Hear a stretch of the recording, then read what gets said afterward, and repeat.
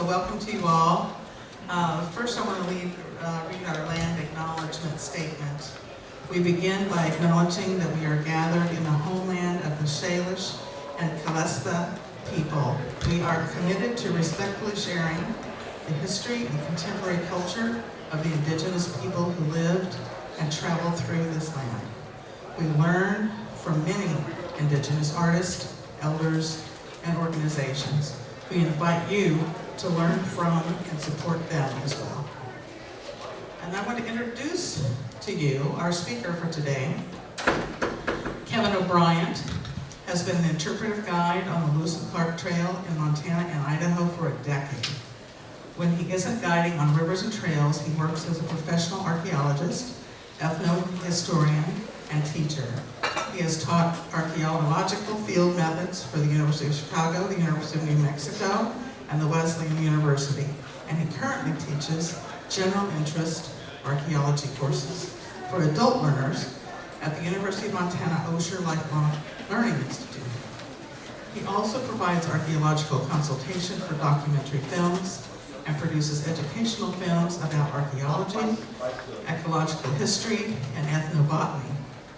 For more information on his research and projects, go to kevinobrien.com. Kevin?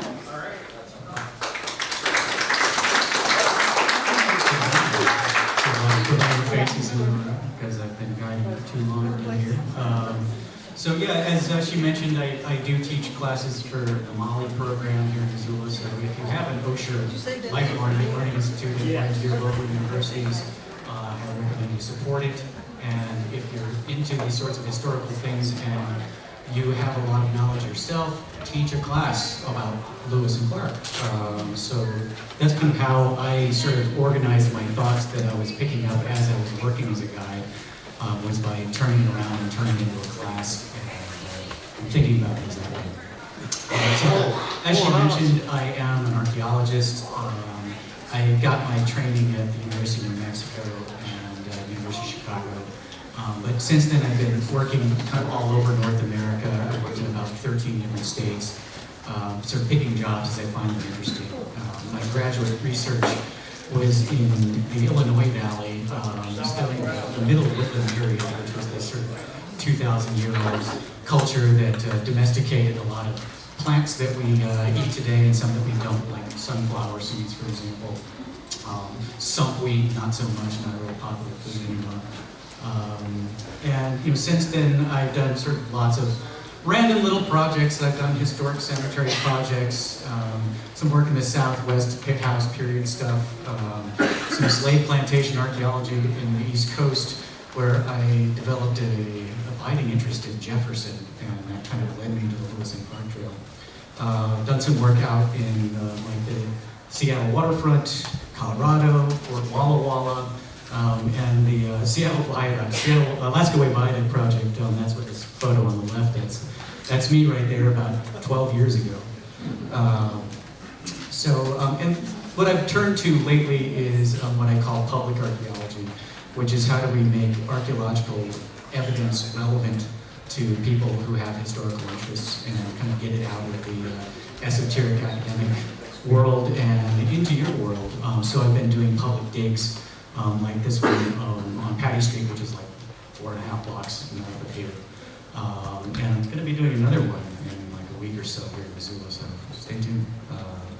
And as part of doing this sort of public archaeology, I've been trying to create science communication videos. So I have a little YouTube channel where I talk about ethnobotany and landscape archaeology and things like that. And I've been doing consultations for documentary filmmakers, and last summer worked on this history doc called The Real Wild West. It premieres tomorrow on Amazon Prime and Apple TV and all those other things. So look for it.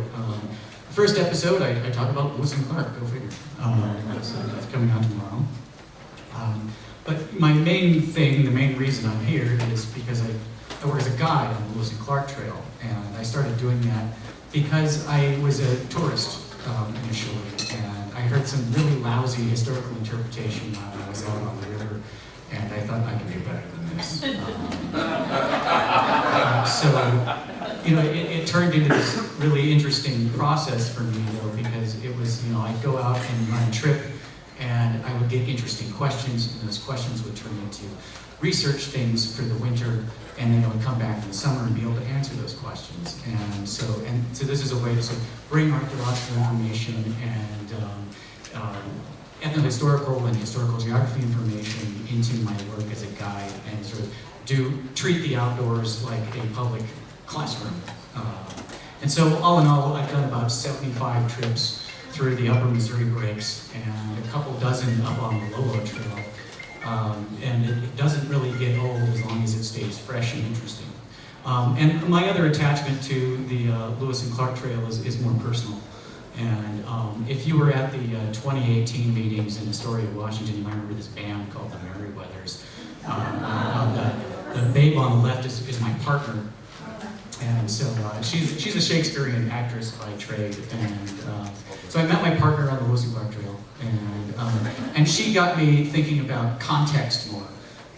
And so I'm going to sort of talk about, this talk is broken into 3 acts, like a play. Because we already sort of know the plot, and we know the story, we know a lot of the characters. So what we want to talk about is the stage, and the lights, and the sound, and all of the things that the actors can see from their perspective. And so we're going to sort of look at the stage and look at the Lewis and Clark Trail in 3 acts, and get into sort of how people that they were interacting with thought about the landscape they were moving through. So Act 1, we're going to start with the power of a particular rock. So in case you don't recognize me, I'm the map guy, which is what people say when they run into me out on the trail. This is a picture that Clay took of me and stuck on the back cover of that particular issue, holding the map that was produced by a Narikara chief named Tune. And can everyone hear me so far? And forgive me if I talk too fast, I'm on my 3rd cup of coffee right now. So this was discovered in the French National Archives by, he was a graduate student at the University of New Mexico at the time, Christopher Steinke. And he was writing about the Arikara, and he finds this document with this interesting cartoon, and it says, dessiné par un guide natural pour la nation Arikara, Mora Washington, whatever, it's in French, right? So it's drawn by Inhabited. Inhabited is an individual that the Lewis and Clark expedition encountered in October of 1804 when they were going upriver, and they met up with the Arikara. And he was a sort of diplomat for those people. And he was a chief in a sense, a sort of tragic sense. The smallpox epidemics and Thompson's talk earlier really sort of foregrounded a lot of the things that we're going to talk about here. Smallpox had reduced the Arikara from a sort of 300-mile territory to a very small area with 3 villages by the time the Lewis and Clark expedition was encountered. And this various names that this individual gets, Inkinacharo, Arkin-Narshar, Tune, are all words in Arikara that essentially mean village chief. But he was a chief of a village that no longer existed. So it's sort of an honorific title at this point. He spoke about 11 languages, and he was the guy who went along with the expedition when they went upriver to the Mandan and Hidatsa villages, because he saw these foreigners as an opportunity to make peace with the neighbors to the north.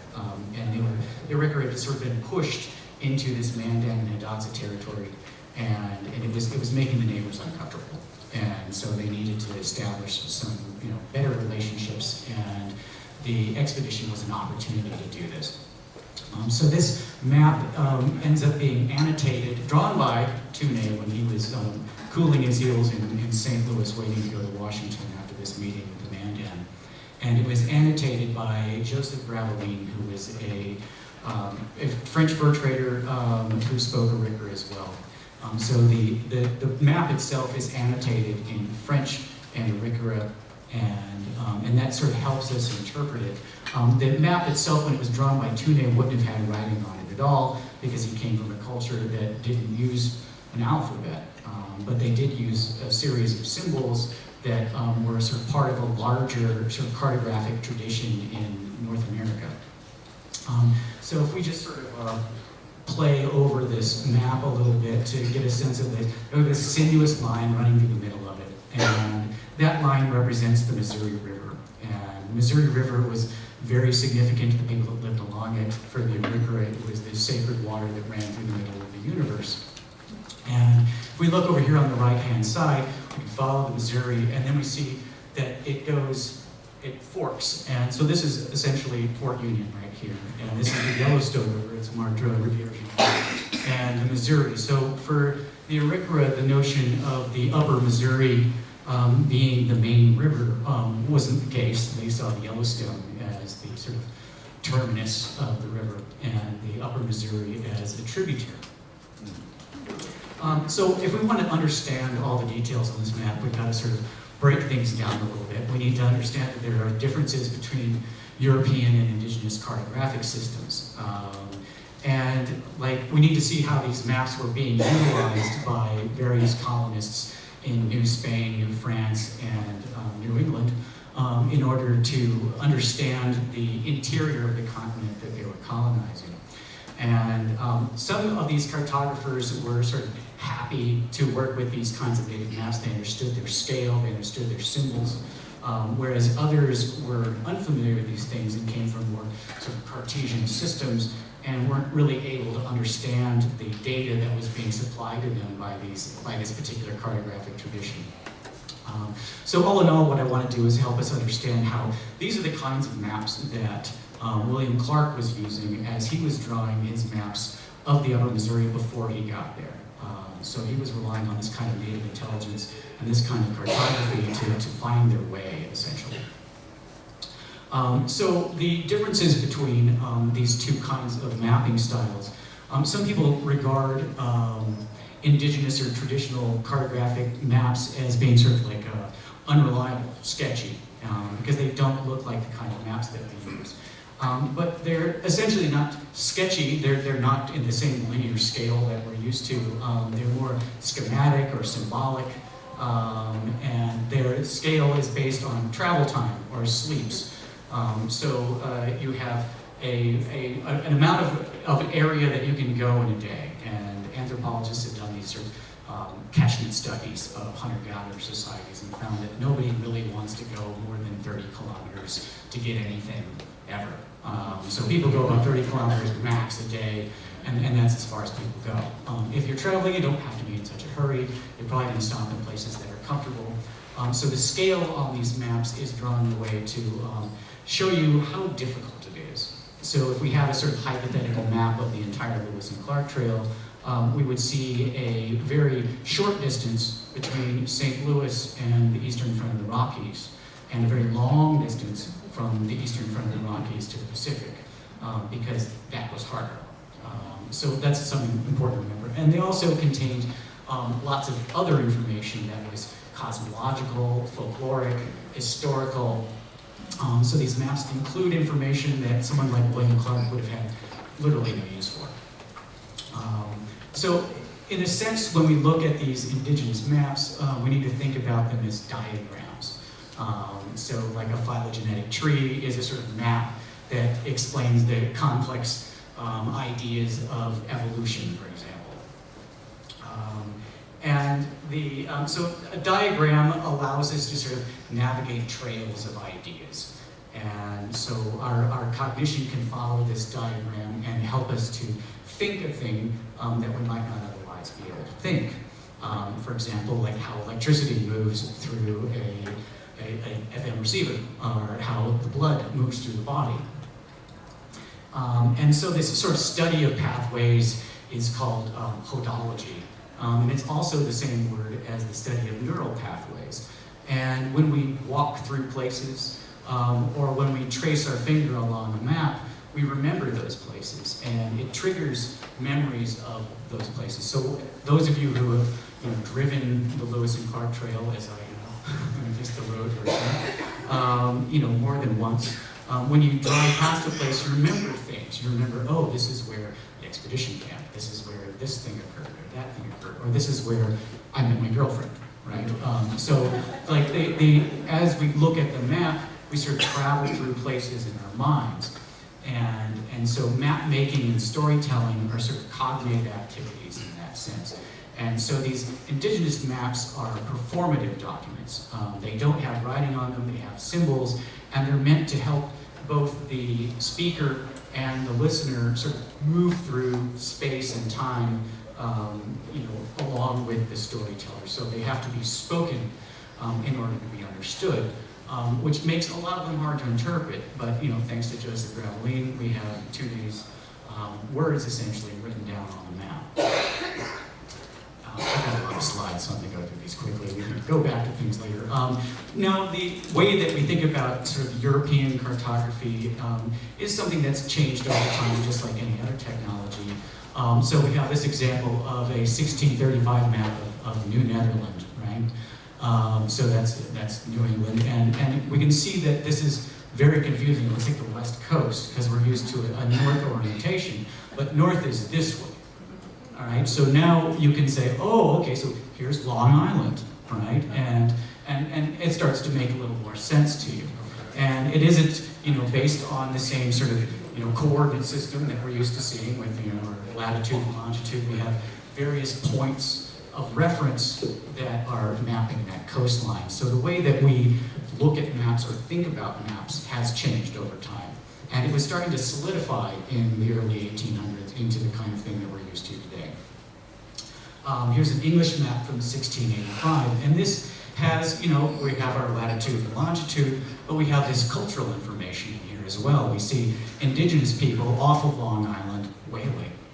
And so it tells us more than just where Long Island is. It tells us what people are there and what they're up to.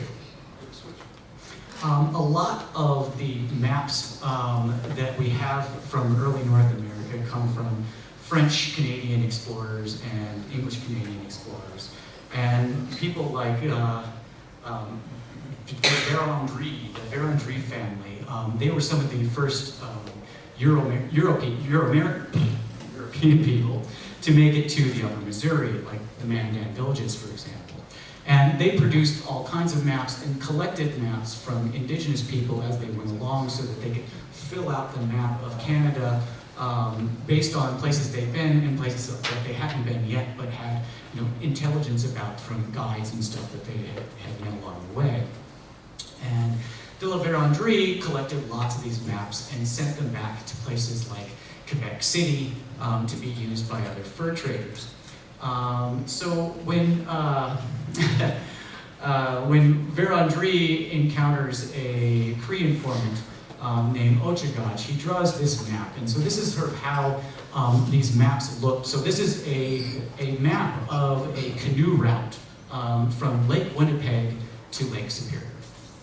And it's very strange looking and probably didn't make a lot of sense to the cartographers that Vérendrye brought this map to in Quebec. But they made copies of them and did their best to understand them. And many of them would have been familiar with these sort of indigenous cartographic conventions at the time. So here is a copy by a French-Canadian cartographer of Ochagach's, or of Vérendrye's copy of Ochagach's map. A little later, he makes a sort of better, clearer copy of this map. And what's interesting about this little artifact is that Lake Winnipeg, which is out here, is a lake that is affected by a peculiar phenomenon of the plains, where winds blowing across the plains will often push ice to the east side of the lake and crush people's little lake houses in the spring thaw. So there's a almost tidal phenomenon caused by these winds. This was described to Vérendrye, who described it to Delary, and so people are like, this lake has tides. We're looking for a Northwest Passage. So if it's tidal, it must be connected to the sea. And so if it's connected to the sea, there must be a river that connects it to the sea. And so Delary has added this little line here, and he's written Fleuve de l'Ouest, the river of the West.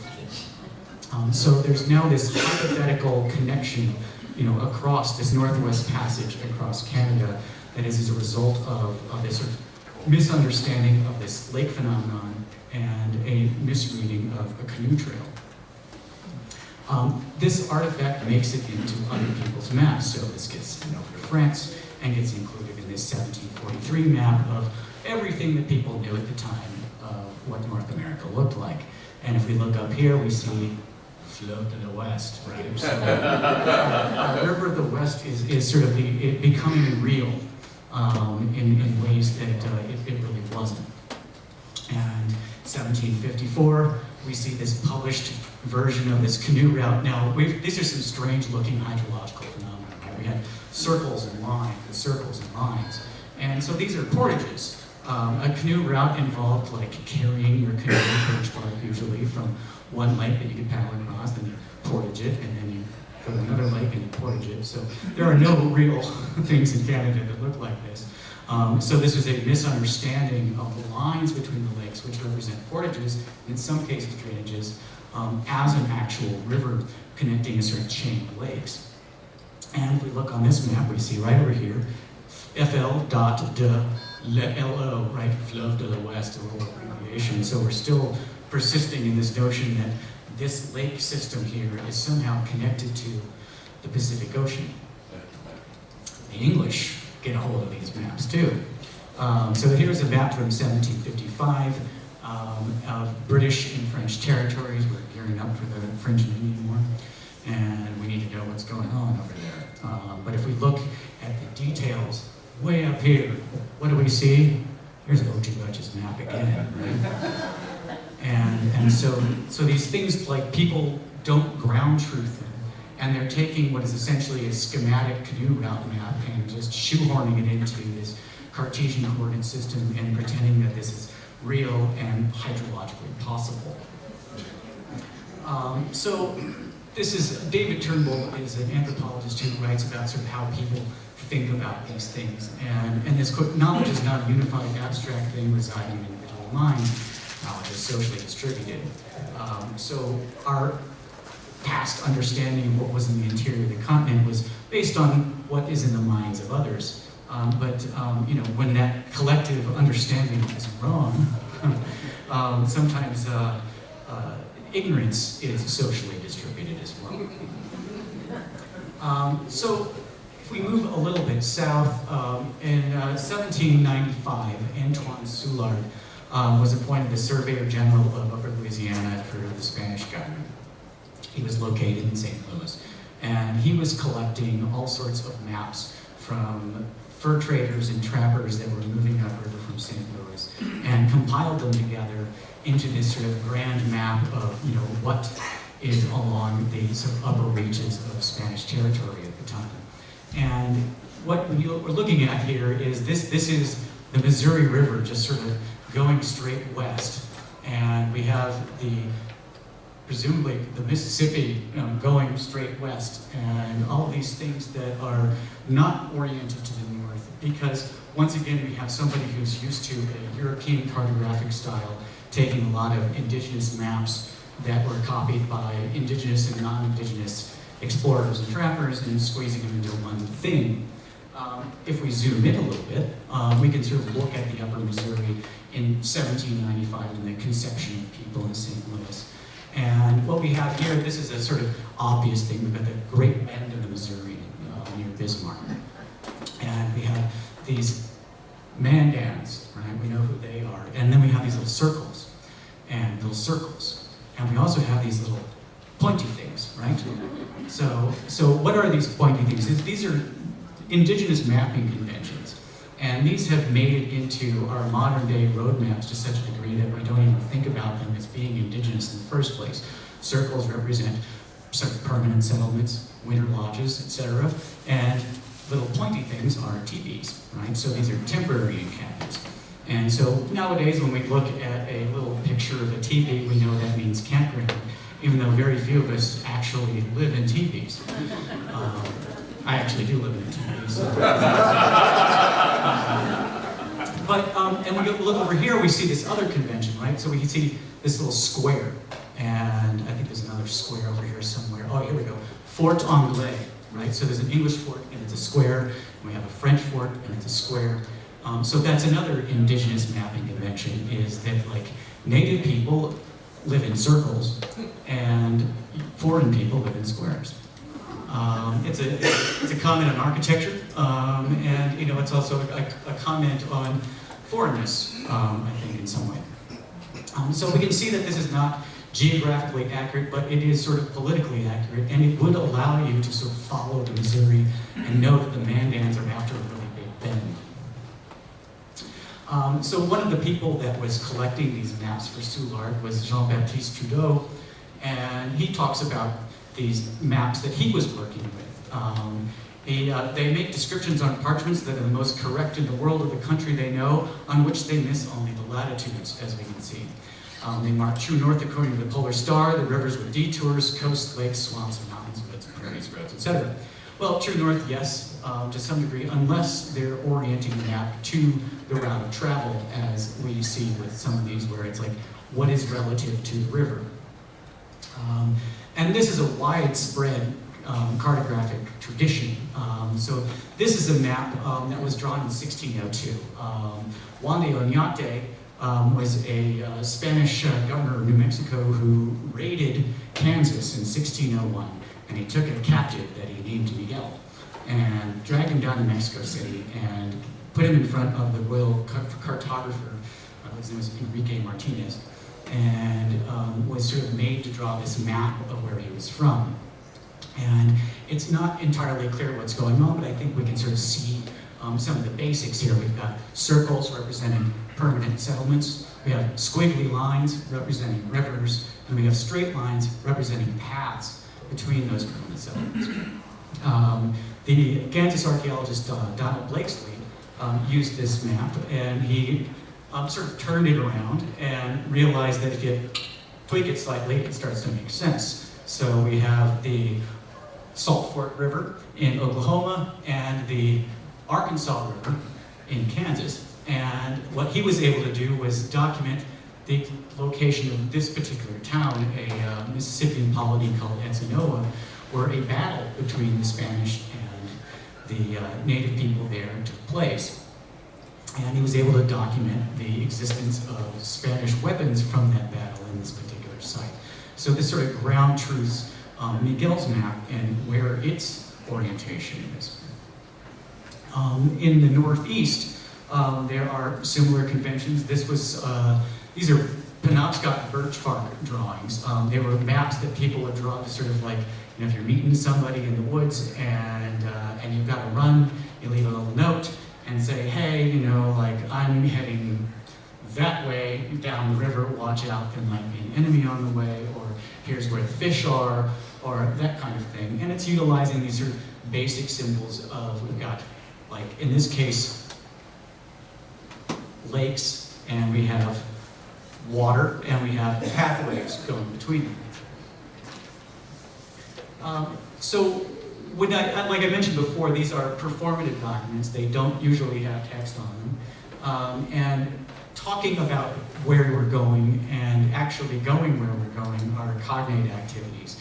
And so the drawing of the map, the tracing of the map, talking about a map, helps us move through these places in our minds. This is another cartographic tradition from the southeast of the United States. These sorts of maps describe the political relationships between groups of people. So the lines describe this as a diagram showing how far things are from each other, and the lines connect things if people are related politically to one another. This 1721 map is a useful one because it's once again been annotated by a royal governor of Carolina who collected these kinds of things. And this is an interesting one because we have all of these groups of people. We have the Catawba and all of their various allies, and they're not actually geographically ordered in this way. They're simply sort of placed this way so we understand what their political relationships are. And these pathways between them show their connections to each other. And so we have two sort of European things. You have squares and circles. Circles represent native people, squares represent Europeans. And so we have this sort of the linear street system of Charleston. And here's a ship out in the port. And over here we have this square, it says Virginia. So what the Catawba were recognizing was that they had an alliance with Charleston, they had an alliance with all these various tribes, and then they had an alliance with Virginia. And then we have this individual here. And that symbol represents an Iroquois warrior. The Iroquois were heading south and raiding these areas at the time. And so what this represents is we're allied with these guys and these guys against these guys. So together we're stronger. So this sort of represents this sort of wider political situation. So this is a diagram of the politics of 1721 Carolina. Other maps from the plains. So this is a map of from 1825, drawn by an Odo man who was describing a particular raid on the Apache. And so if we look here, we see our sort of hydrologic systems, rivers, right? And then we see this dotted line here. And this represents the path that the raid went along. So in order to describe how this raid went, in order to tell a story of historical importance, the maker of this map sort of inadvertently drew the hydrology of the place. And it's not the main event, it's the story that's being told that's important, so that we know where that story is situated. And another way that people would use these sorts of maps is a way to describe their own histories of their people, where like the walking of a path that the ancestors walked in order to get to a place has spiritual value as well as historical meaning. So this 1837 map was drawn during a treaty negotiation to sort of describe the migrations of the Iowa people through the Mississippi and Missouri drainages. So we see their various settlements and then the pathways between them and how they relate to the broader geography. Why do this? Well, in order to have the treaty negotiators understand where's my territory. And so this sort of gives a sense of what is the traditional territory, past and present, of the Iowa people. So if we go back to Tune's map, we sort of have a better idea now of like what sorts of maps William Clark was working with. And we can see that we actually have Lewis and Clark in the map itself, because that was a moment of rather significant import to Tune. And he even bothers to draw the pirogue that the expedition brought along with them. They had seen traders before, but nobody had brought quite that much stuff before. So that was a really noteworthy event. And you know, we have this sort of orientation of the Missouri River running through the middle of it. But when we look at the lines going away from the river, we don't necessarily need to think about those as rivers that we float, but rather pathways that follow rivers so that you can access water. Because we're dealing with people that weren't really boat people. They did have boats that they would use to cross the river, but the river itself wasn't a highway or a place where, you know, they weren't canoe folks. So it was a thing to follow, a route, but not necessarily a mode of transport. And Tune had an awareness of things that were very, very far from where he lived. So here are the Mandan, or the Arigara villages, and out here we have Santa Fe. Of course, squiggers, because you know, they're Europeans. And so he had a very broad sense of the geography of the place. Did this mean that he had been to Santa Fe? Or was this collective knowledge shared by all of the Arigara people, and in the same way that Soulard was relying on collective knowledge to draw his map of the Upper Missouri? Similarly, we have this, like, so getting back to these lines as rivers or paths, we have this example here of what says the Northwest Company. And so once again, squares. And we have this line going to it, and it's labeled the River O Northwest, right? Rivio or Northwest. And there's no river there. That is actually a pathway. We know this because we have, from the Lewis and Clark journals, we have mention of traders coming to these places and going back up to this particular fort. And we have these Northwest Company maps showing their little route between these villages and the Northwest Fort. So that river of the Northwest was, Gravelines sort of made a mistake there. It's really just a pathway that leads to the Northwest Company post. Make sense so far? Everyone see these things okay? All right, so the irregular villages. So when Lewis and Clark arrive, they give flags to people. And so we can start maybe, so here we are with the Captain Lewis, Captain Clark, and we have this gathering of people. And then we have these little dashed lines.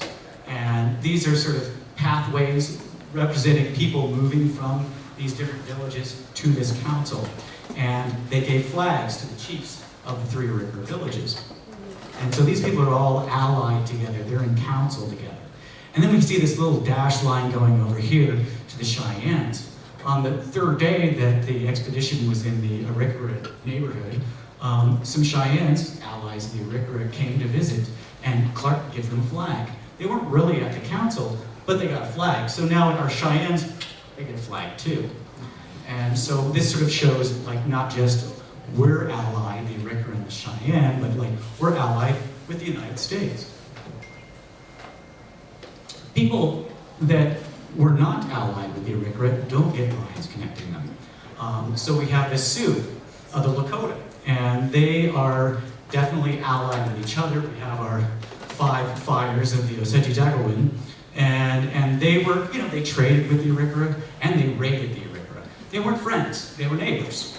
So there's no line connecting them, no pathway between them. So that pathway represents intercourse, alliance between people. At the Mandan and Hidatsa villages, we see a similar thing. We see our pathway to our great council with Captain Lewis and Captain Clark and our boat. And we have connections between all the different villages and the flags given to all the different leaders as the expedition came up. And then as we move sort of upriver, you see that sort of Tune's understanding of, what sorts of alliances existed between people wasn't, he was not aware of those things, but he was aware that those people lived in these places. So we have the Cree and the Gros Ventre and the Blackfeet, and we know that the Gros Ventre and the Blackfeet were often allied, and the Cree and the Blackfeet were often allied, but that knowledge isn't included here, just that they live on the upper reaches of Missouri.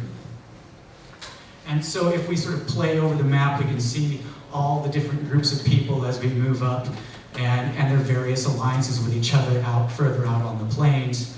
And when we get up to the Mandan and Hidatsa villages, let's see here, I'm waiting on that. The Hidatsa and the Crow are related people. So they have a story of a schism that happened in the 15th century. So we have this alliance here between the Hidatsa and up here with the Crow. So he was aware of that alliance as well. And it just goes on and on. All right, and we got the Shoshone out here on the far edge. So in addition to that sort of political information, there are the roadside attractions, right? The mytho-historical images. And so we have all sorts of things that have to do with, the past and spirituality. We have essentially the beginning of time. So we have the present, we're meeting with the United States, and we have the deep past. And so over here we have this thing where it says, Le Lac de la Vache and Owen Poisonnier. And we have this image of what looks like a bison. And so this is a reference to an Arikara origin story, where when they emerged from the earth, the first thing they encountered was this lake of poisonous water, and this beast called the Cutnose emerged from the lake, and it had the head of a bison. So this image is a reference to that story and the origin place of the Arikara people in their historical narrative. So this is the deep past represented in this map. Additionally, we have sort of freaky things that just sort of existed out there, like we have this Shin Petrifié and Fen Petrifié, right? So there was a dog and a woman that were turned to stone. And I don't know that story, but I bet it's interesting. We have this place here, and this is a butte where people would gather eagle feathers. So it's a sacred place. It's a place where an important resource can be obtained. And we have just strange things like this cavern where crows like to hang out. And and there were other things that he talked about as well. There's a lake where the stones move on their own. And for a long time, this was a curious thing to me, this lake where stones move on their own, until I found out that there is actually these saline lakes, these dry lakes down in the Southwest. They sometimes get just a little skin of water on them and it freezes, and the wind will blow rocks across them. And so people will see these rocks with little trails in the salt, and they're just like, the rocks are moving. So he was aware of these sort of fascinating things that were sort of out there. When William Clark was walking along the banks of the Missouri with Toomey, going upriver in 1804 towards the Mandan villages, Toomey's like being a tour guide, and I can relate to this, like, oh, over here's this thing, and over here's that thing, and it's all very interesting to me. And Clark's probably glazing over, and he writes in his journal about the chief tells me a number of their traditions about turtle snakes and the power of a particular rock on the, like that, telling forms of everything, but he didn't. 3 times he heard about people going to go visit with this rock that speaks of the future and tells you of everything, but never felt like he wanted to go visit that. So that's just like, it was the place on the map, it's called the Place where one consults destiny. And so here are the various points where people would go back to consult this stone. And this stone is still there today and charmingly fenced in North Dakota. And this is a very important place for the Middle Missouri people. It's a place where there was a great flood, and there's a sort of canoe-shaped rock there, and it's sort of like, that's their sort of boat from the great flood. For others, there are things written on the rock that sort of appear when you have questions.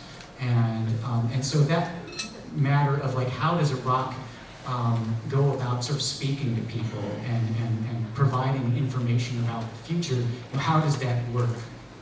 And it's sort of, there are lots of ways to think around that. So we're at a distance of time from the people of 1805. We're at a distance of technology from the people of 1805. We think about everything in terms of frames. We look at a book, we look at a stage, we look through a computer screen, we look at our phone, and we see the world framed.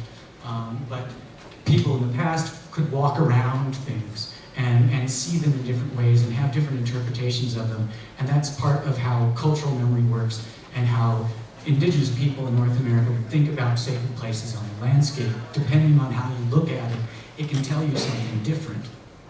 And when we inscribed things on rocks, or when people in the past did, they had different ways of describing what was written there. So here's a rock art site in the Southwest where we have a Hopi informant talking about how, here's a map that describes his people's movement through space. And the sort of spiral symbols that you often see in Southwestern rock art represent people sort of spinning around, looking for where they're going to end up, because where they live now, the Hopi believe they're in the center of the universe. So the spiral for them represents coming around to this new way of life and to being in a centered place, both spiritually and geographically. For the Ojibwe and the Cree people, who are part of the Mide religion, they have this notion of there being a pilgrimage through space. Their religion and they themselves moved across from east to west through the Great Lakes and discovered their spirituality. So when they describe their migration, they're also talking about a spiritual path as well as a historical path. And you see this in their rock art sites, where we have a map that describes this. This symbol here represents the Medeoan Lodge. And it's a sacred place where only certain people can go, and I don't know what goes on in there, and I never will. But it is a symbol also of Lake Superior is one great Medeoan Lodge. And so like this symbol could represent Lake Superior, or it could simply represent a lodge. The Crow people have a good sense of what rock art means in their part of the world. And they describe multiple types of rock art, or things written on stones. There's the rock writing, which has a sort of fixed meaning, and there are co-historians who know how to read some of these things because their oral traditions have been passed on to them in this context of the rock writing itself. So when we talk about oral tradition, we need to remember that it's not strictly oral. Sometimes there are maps, and sometimes there are paintings, and sometimes there are other objects that people use in order to maintain the fidelity of that information. And information can reside in places themselves. And the other version is that ghost writing. It's like, it both means, I don't know what it means, and it also means it's scary. So a rock that writes things itself is something to be feared. It's trying to tell you something valuable, and so this interpretation of it as being ghost writing is just sort of another way to think about these places. Like does the rock write? Or who writes on the rock? We don't know. Sometimes rocks are, in fact, animate, you know, so the writing on the rock could be made by the rock, or the interpretation of what's on the rock depends on the rock. This is an important Blackfeet cultural site called Okotoks. And in the Blackfoot language, Okotok basically means rock. But this particular rock is a special rock. Back at the beginning of the world, when the Blackfeet have this concept called Napi. And Napi is sometimes sort of translated as things like coyote or a trickster. But what Napi really is an embodiment of the sort of dynamic forces of nature. And there are particular places where those dynamic forces are more apparent than others. And these glacial erratics that line the plains out there, they have a story associated with them. When Napi was taking a rest one day, and he found this nice warm rock to sun himself on. So he laid down, enjoyed himself, had a great time, and he wanted to be thankful to the rock, so he laid his robe on it, and then he left. And later, it started raining, and so he's like, no, I need that robe. So he goes and takes it back. The rock gets angry, starts rolling after him. And now he sends various animal friends to go and try to stop it. They all try to stop the rock. And eventually, one of them succeeds, and it breaks, and it stops. And so here we are today. Now, the fun thing about the Blackfoot language is, you know how Romance languages have genders such as male, female, neutral. In the Blackfeet language, there is an animate and inanimate gender. So this Okotoks, the KS ending on the end of this word, means that this rock is alive. So this rock has things to say, it has agency.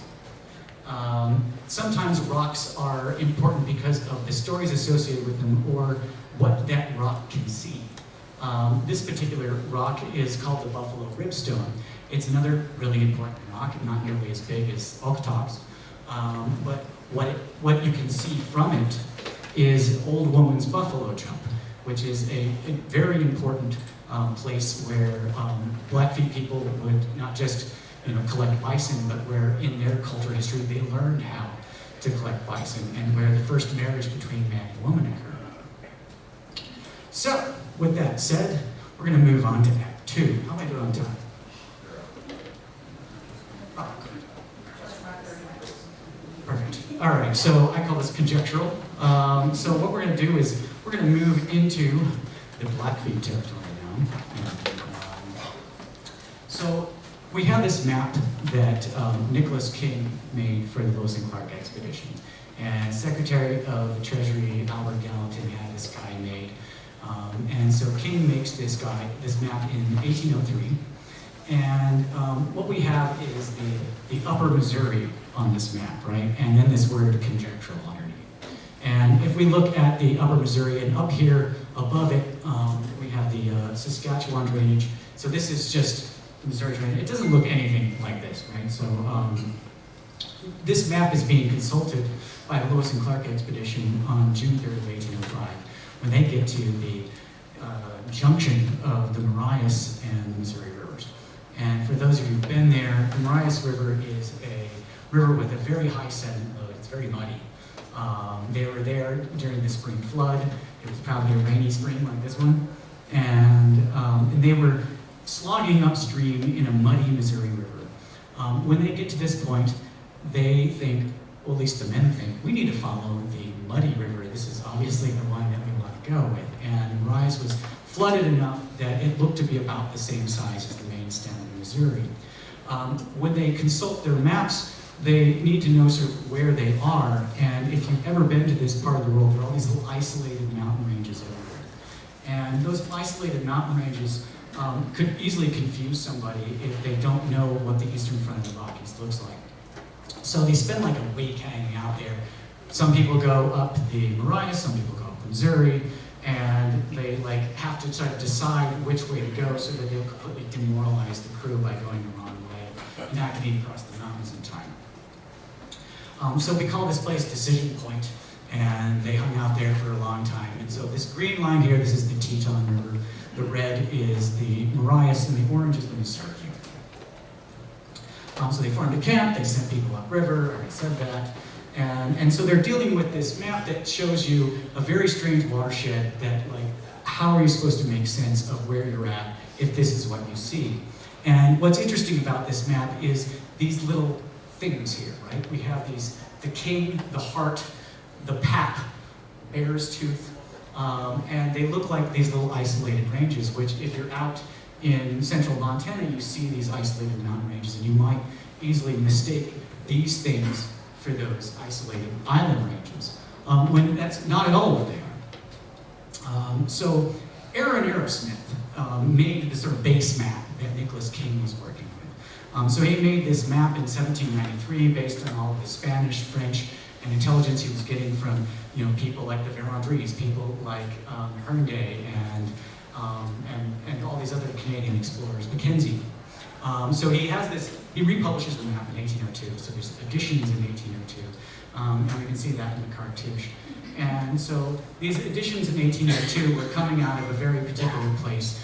There was a man named Peter Fiddler who was working for the Hudson's Bay Company, and he had recently established a trading post in the Blackfeet country, and a place called Chesterfield House, which is right there on the Saskatchewan River.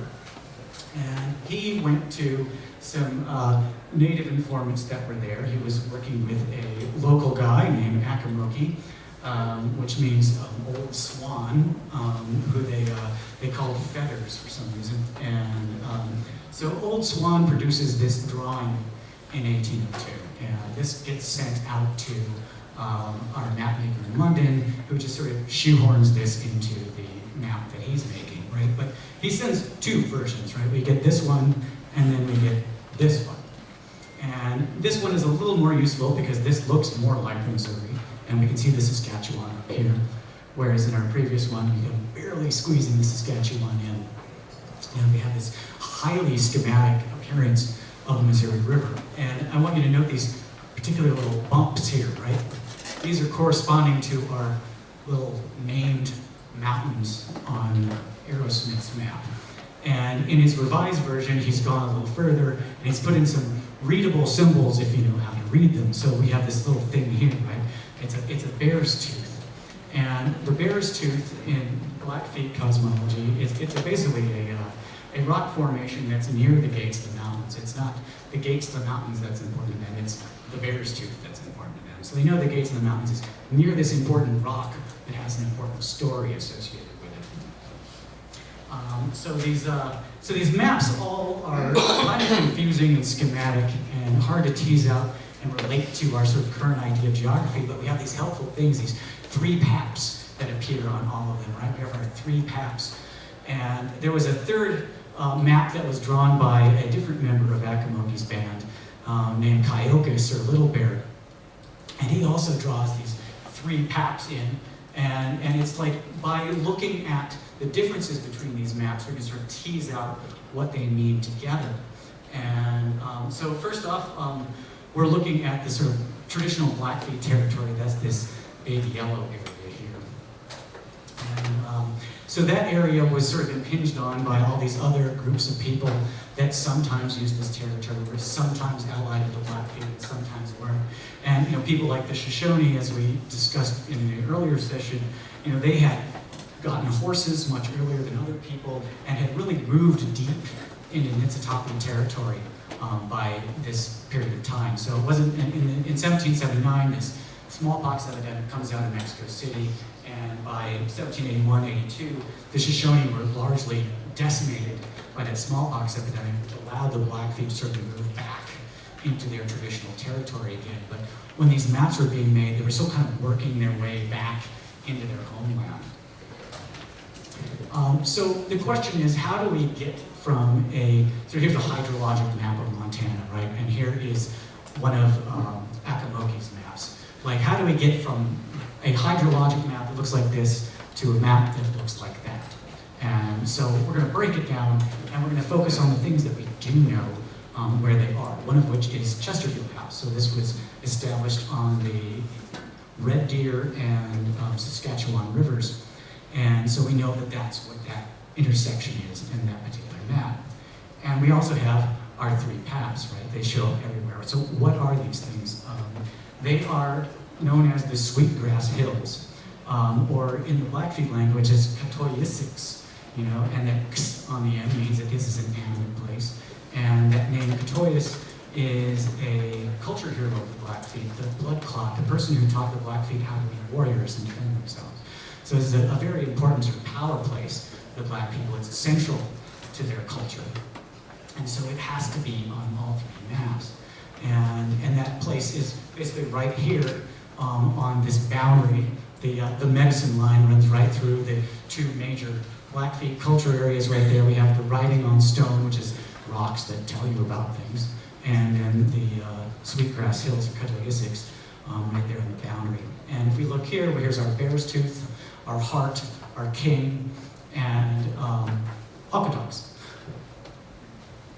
All right, so we know where rivers are, right? So we've got the Missouri, the Yellowstone, Missouri, Milk River, Saskatchewan, and we can sort of correlate that to our map of Montana. And we can add in our 3 tabs.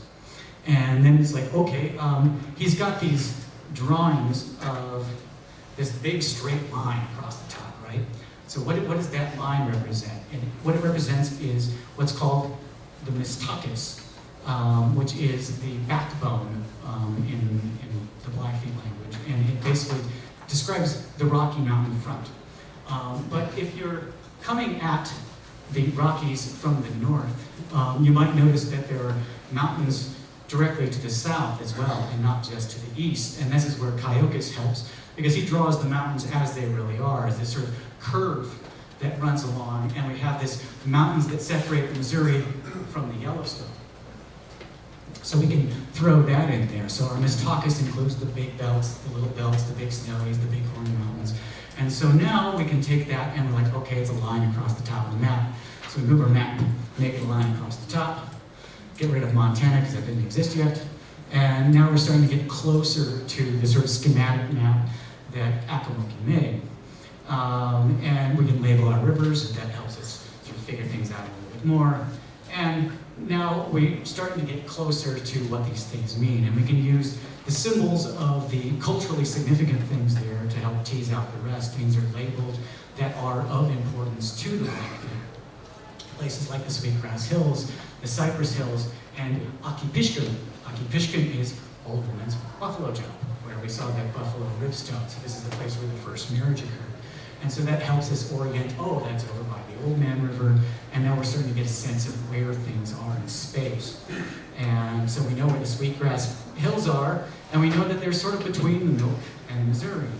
So that helps us identify where our Milk River is, and so we know the Sweetgrass Hills are on the other side of that, and we know where the Cypress Hills are. They're to the north of that. But we have some contradictions, right? We have the Marias, and on this map we have the Two Medicine River, where the Marias should be. And these are different names, right? The Kaiosizata, I do not speak Blackfeet, so I apologize to anyone who does, it basically means the Bears River. And so the Marias was the Bears River, and the Two Medicine River had its own name. But on this map, this earlier map, we see that the Two Medicine is called Natutukase, and this basically means the place where there were 2 okans, two Sundance lodges. And so what we're looking at is the Two Medicine is basically a tributary of the Marias, as we think about it. But for Akamoki, the Marias was the way to the Two Medicine. And so it can kind of have either name. It can be the Bears River, or it can be the pathway to this place, the Two Medicine area. And so once again, we need to think about these things schematic, right? So like I'm a big fan of Mexico City because it turned me on to landscape archaeology, and I was going there, and a fellow archaeologist was like, well, you know, when you get there, where there used to be pyramids, there's churches, and you know, but it's still the same plaza, and he's like, and the streets are still the same. And so you go to Mexico City, it's not Tenochtitlan anymore, but it's got the same map. And so that's always been interesting to me, but like they have this extensive subway system, and it doesn't look really anything like the surface streets. And this is true in any city where you look at a subway system. Now, when we're out on the plains, if you go up high, you can't really see the river valleys. And if you're down in the valleys, you can't see where you are. So walking on the plains along a river valley is a lot like being in the subway. You're kind of down in a hole and you can't tell where you are. So having a schematic map of routes through these valleys is actually quite useful and makes more sense. So that's why I put that here. So we have these two rivers. We have the Two Medicine, which is this little tributary, one of three of the Morais River. And then we have our Bears River of the Morais. So why would Akamoki decide to name a larger river after the smaller creek? And that has to do with what's important to the Blackfeet. And that gets into, like, once again, oral history and how people think and remember things. And this is a picture. This is a Blackfoot woman who worked the telephones at the Glacier Park Lodge back in the day. The Blackfeet have these elaborate systems of bundles that they use to remember things. And these bundles contain huge amounts of stuff. They're treated like people, living objects. These are animate things. And they have just tons of stuff in them. And each object has a certain cultural meaning, a certain story. And the magic of a bundle ceremony is you take out the object and you remember a song or you remember a dance. And when you sing the song or you do the dance, you remember a story that goes with that song or with that dance. And so each thing has layers of meaning embedded in it. And that's why oral tradition, as a Crow friend of mine put it, is like, don't knock oral tradition, it's worked for 10,000 years. But it's these kinds of mnemonics that allow oral tradition to have fidelity. So when a bundle is lost, like tons of information is lost. And, well, this goes on forever. So the name of this particular area along the Two Medicine River in Blackfeet is Motaatasi, and it means the place where the bundle owners live. So this is a really significant place. This is where the information is, right? So this is where our scholars are. And so this is an important place. And it's not just important for information, it's important for ceremony and mostly food, right? So we have this thing there. This is an archaeological map. All of these lines represent bison driveline cairns. And if you're not familiar with a bison driveline, it's essentially a funnel out on the plains where you sort of trick an animal to go into the little funnel and you right down here and you kill them. Or if you've got better topography, you can get them to fall off a cliff. And people adjust these things over time and kind of tweak them and fine tune them. And the magic of a place like the Katoyas complex is they were able to come back year after year after year and essentially inhabit a city and have the bison come to them. And they did that by the use of bundles. They knew when to show up, and they knew when to light it on fire. And that knowing when to light things on fire and knowing when to show up are really key things. So the ability to maintain a place like the Katoyas complex, which was huge. There were teepee rings, all this is what a teepee ring looks like, little circles where tents used to be. Archaeological testing has shown that the number of teepee rings increased over time as they got more and more sophisticated at harvesting bison in this particular place, thanks to these bundle keepers. So this Katoyas complex where Motaatasi is has 3,000 surface features, so 899 teepee rings, each representing a household with quite a few people in it. And the radiocarbon dates from these places show it was continuously inhabited, well, seasonally inhabited from 1210 to 1889. So that means that this was a going concern in 1806 when Meriwether Lewis is passing through. And so he's moving along and approaches this area And we see that there's mentioned in the journals, they found some wintering camps of the natives and a great number of others of a more recent date that had from appearance been evacuated about 6 weeks. We consider ourselves extremely fortunate in not having met with these people. So basically they could have just rolled into a town of about 6,000 or 8,000 people if they had just been there at the right time, but they kind of just missed it. And so that's why we have our two medicine. This is the path to the place where the Bible keepers live. And that's what's significant about this particular map, and that's why it looks the way it does, because it contains information that's valuable to the Blackfeet, not necessarily what Peter Fiddler was looking for. And so that gets squeezed into our map and creates our confusion at decision point, blah, blah, blah. Let's move on. So what we've got is this idea of standardized metricated space, right?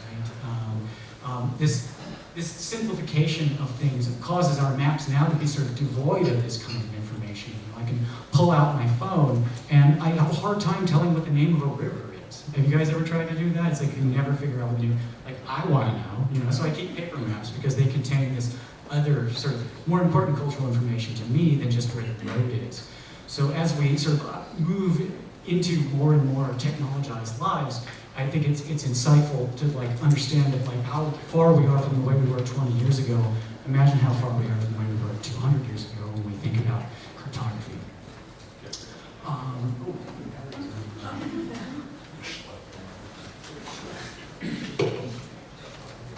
Right.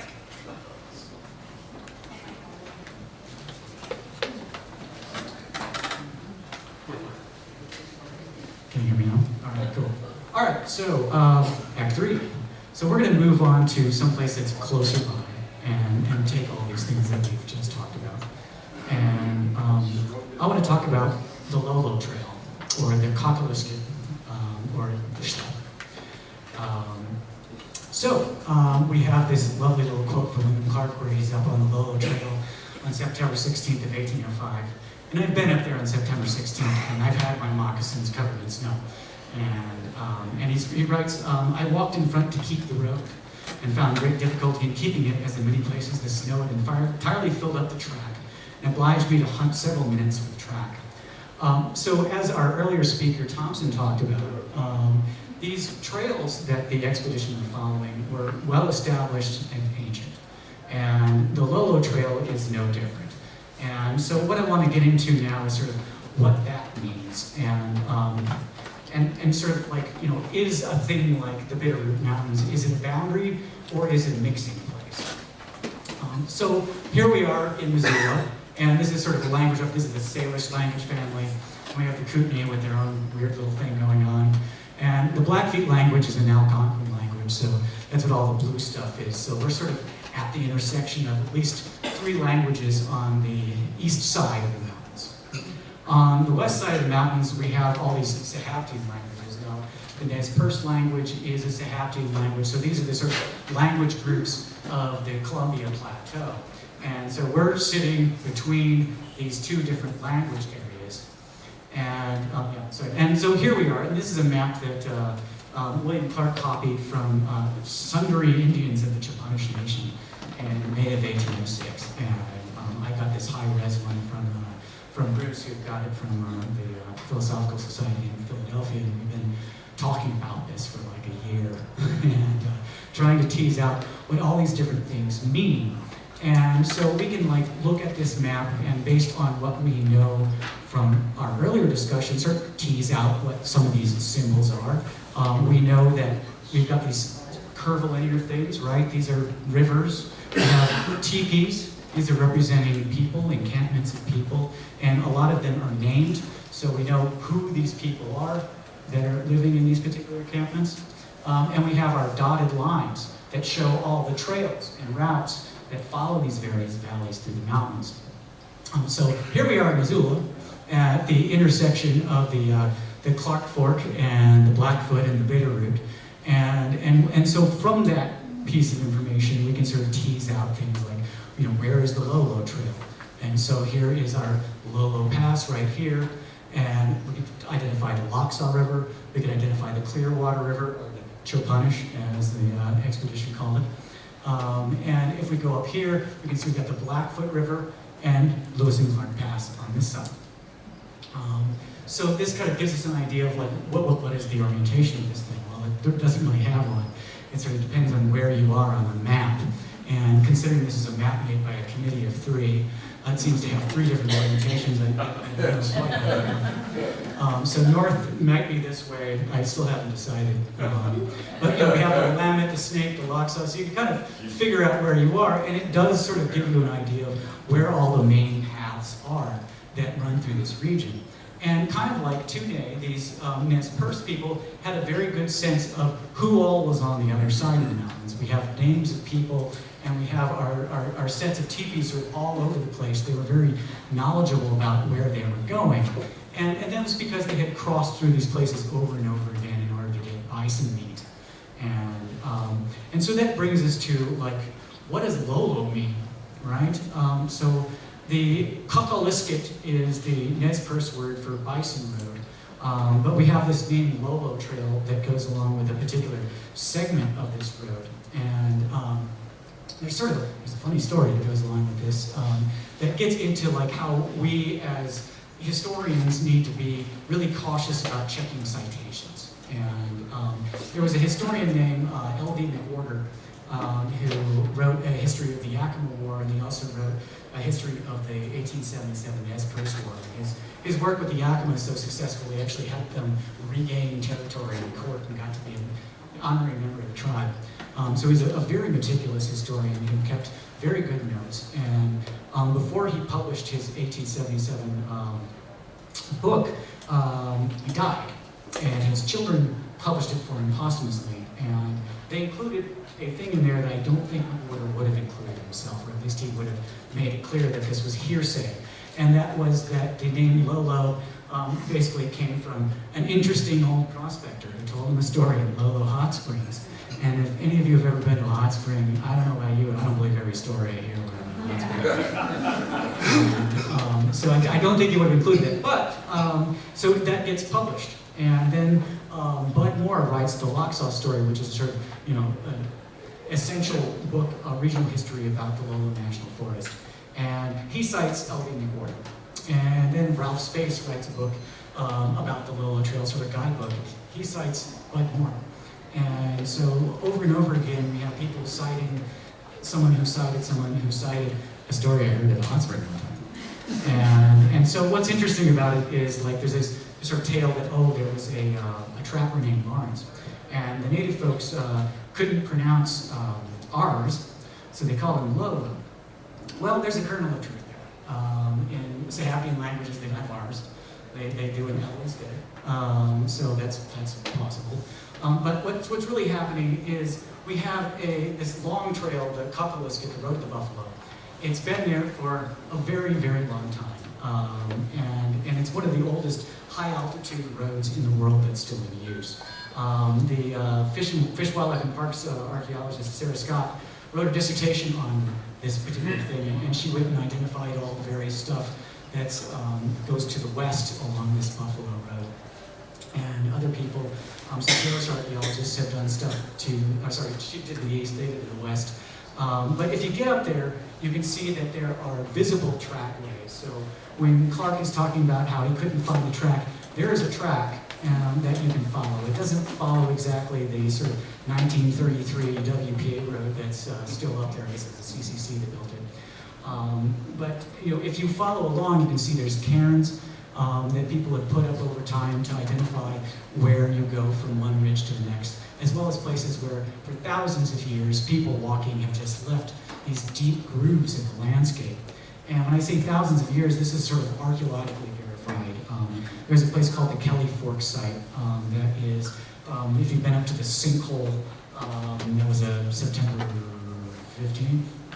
No, 17th. September 17th, 1805. Stop, basically like as the crow flies down the hill from there. The Kelly Fork site is sitting there on the Clearwater River. And it has these artifacts that are 13,500 years old. And what's interesting is we have these two different traditions of stone tools. One is a western stem, the other's this Goshen tradition, and they come from different regions. One's a sort of northern plain style, the other is a Columbia Plateau style.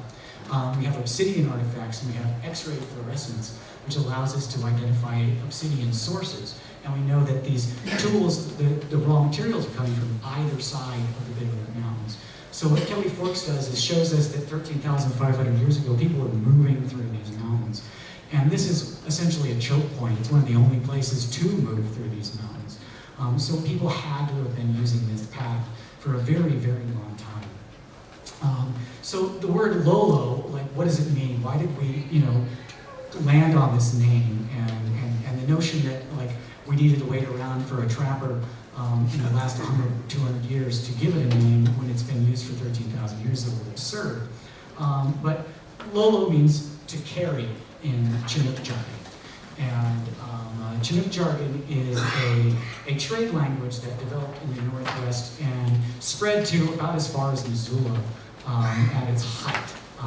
And there's about 60 some odd speakers today. I'm one of them, Naika Kumbuks Wawa, Chinook Wawa, Sikumbush. And like the reason why it developed was because it started off in Western Oregon, which is one of the most linguistically diverse places in all of North America. We've got all these different languages, and people had to communicate with each other somehow. And so what people were doing was using this sort of simplified version of the Chinook language, and sort of adding their own words to that simplified manner. And it sort of started as a result of trade with Europeans. We had Juan Jose Perez Hernandez visits Nootka territory in 1774. And he encounters these Nootka people, and they're sort of Nootka, he speaks Spanish, and he picks up a few words of Nootka, they pick up a few words of Spanish, then he moves down the coast. He encounters Chinook people, and he thinks these look like Nootka, this sounds like Nootka, and he starts deploying a little bit of Spanish, a little bit of Nootka on them, so now the Chinook people think white people speak Spanish and Nootka. Then we add James Cook, who comes by in 1778, and now the Nootka are like, white people speak Spanish and English, and Cook goes down to the Chinook people, and he's kind of deploying this Spanish-English Nootka mix, right? So all this stuff is going on in the context of the Manila trade. So we have the Spanish are running these galleons from the coast of San Blas Nayarit, and they're following the trade winds over to Asia. They're getting stuff, and then they're following the trade winds back along the North Pacific, and they're hitting the West Coast willy-nilly. They don't know where they are, so they need to map the West Coast. So they send out various expeditions to go and map these things carefully. People like Galeano go and map the coast, and they run into people like the Chinook, and they're hearing this sort of weird hodgepodge of English, Spanish, Nootka, and Chinook, and they go with it. George Vancouver, he hears this, he goes with it. So over time, we start getting all of these different people as they move into the region. We have sailors who go out to Hawaii, they pick up Hawaiian workers, they bring them back to the coast of Oregon, they add Hawaiian words. We have Hudson's Bay Company employees who speak French and Iroquois. They add Iroquoian and French words, they add Cree words, they add Nez Perce words. And so gradually we have this simplified language with words from all over the region. And Lolo is one of those words. And you can sort of see these words all over the landscape.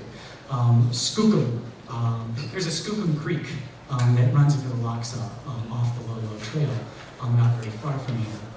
Skookum means monster, and Tzuk means water. So Skookum Tzuk, monster water, white water, scary water. Ululi, or Olele, as they say in Oregon, basically means huckleberry. So names of places can give you an idea of what kind of resources are available for people. Chickaman, and this is one of the things that clued me in to the existence of Chinook jargon this far east. There's a Chickaman Road and a Chickaman Mine just outside of Lolo on the way up to the Lolo Trail. Mowich, deer, important resource, and so places all over the Northwest with these names. And Tukti, beautiful. You know, we have the Tukti Falls and Tukti Tlushman, a natural site. Like Tlushman is the Chinook jargon word for women. Tlush means beautiful, man means man, so a beautiful man is a woman. And, we also have these other resources, as discussed earlier. Camas, is a really important food resource for the Salish. So all kinds of places get the name Camas or Lacamas or Tlacamas, and those are all references to places where camas lilies were cultivated. And so if we look back at our map here, we can see that we have these camas prairies labeled Quamash, very carefully, delineated on the map with routes to them, people living near those food resources. So that's sort of, I guess, all I have time for. So I just wanted to sort of end with this quote from Scott Library. We know who we are and where we are only with reference to the things about us, the points of reference in both our immediate and infinite worlds, the places and points among which we are born, grow old, and die. There is in this simple cartology the idea of odyssey. In an odyssey there is story. Nothing is older than story in our human experience, and nothing appeals more to our human being.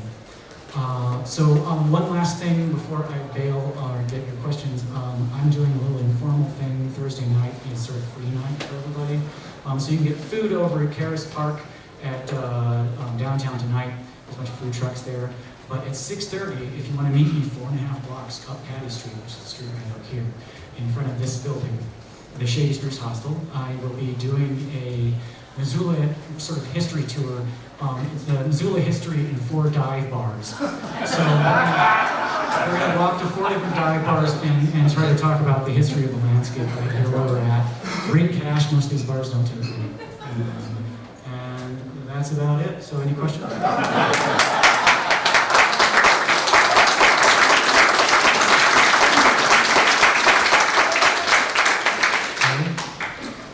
just want to defend William Clark. You said he couldn't be bothered to go to that particular rock. It's 75 miles from the That's good. So, and it was also an Iraqi rock, and he was a figure of the Enlightenment. So he said, a bunch of traditions, I'm not going to bother to do it. But it's a long way for an excursion. The madman said at least 3 days. He should have tested his hypotheses. Yeah. Do you think there's a lot more information tucked away in European museums that we know nothing about? Yeah, I think that this is I think a lot of these, I've been digging up documents like these for a few years now, and just online archives, they're all over the place and people don't know what they are, because they don't recognize some of the symbols on them. And I think that these are records, historical written records, that we need to think about as documents that we can use as further lines of evidence. Yeah. I wanted to mention that about 90 miles east of Missoula, up the Blackfoot River, on the Buffalo Road to Buffalo, there is a place called Alice Creek. And Alice Creek is the road to the Buffalo, and it goes up to a place called Lewis and Clark Pass on a Forest Service road for about 8 miles. It's not marked on the highway, and we're trying to change that. So just for anybody going that direction, if you want to go to Lewis and Clark Pass, that's the way. 100% yes. It's super cool. It's easy. There's a parking lot there, and it's also one of those places where you can see that ancient trackway. Like you get up there, and it's like the ruts are obvious, and you feel like you're walking on an ancient road. So Alice Creek is, just go out 200. It's on the left side before you get to Rogers Pass. It's a really, really good suggestion. Yeah. So you described the creation of the Chinook jargon as really a language in which sharing happened of words. But I've always had the impression that the different tribes didn't take on other words in their own languages.